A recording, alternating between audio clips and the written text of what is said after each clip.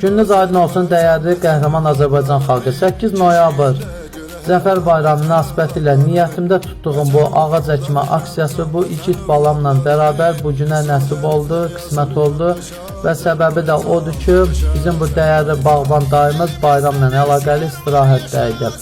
Bu ağaçları əkməkdə kimlərin şərəfinə əkmişəm?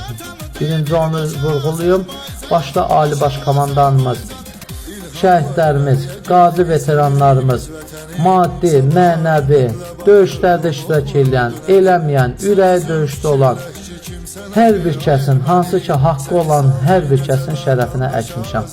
Və məqsəd də, amal da odur ki, bu ağaçlar bizim ölkəmizə oksigenlə zəngin eləsin, balalarımız, ağsaqqal ağbirçəklərimiz bu güldən, çiçəkdən, bu ağaçlardan faydalansın. Allah xalqımıza həmişə toy bayram qismət eləsin inşallah. Allah xalqımıza, dövlətimizi qorusun.